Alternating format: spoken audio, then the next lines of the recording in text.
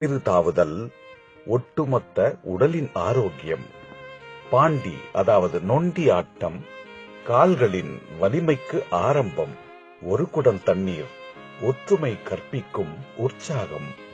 பல்லாங்குழி, கணிதம் வளர்க்கும் சிந்தனை.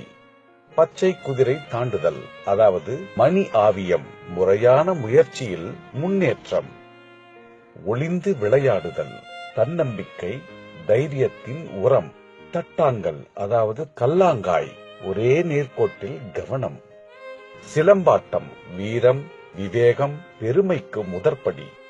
உரியடித்தல், இடையூறுகளையும் ஏமாற்றங்களையும் கடந்து மகிழ்தல். இது போன்ற ஒவ்வொரு பாரம்பரிய விளையாட்டும் இயற்கையோடு ஒன்றி குழந்தைகளின் அறிவு, திறமை, வீரம், உடல் வலிமை, சுயமுயற்சி, தன்னம்பிக்கை, ஒற்றுமை போன்ற பல நற்கூறுகளை உள்ளடக்கி அவர்களின் எண்ணங்கள் தூய்மையாகவும் தெளிவாகவும் இருக்கச் செய்தன. இயற்கையாகவே வியர்க்க வைத்து ஆரோக்கியம் அளித்த நம் பாரம்பரிய விளையாட்டுகளை எல்லாம் நவீன விளையாட்டினுள் தொலைத்துவிட்டோம்.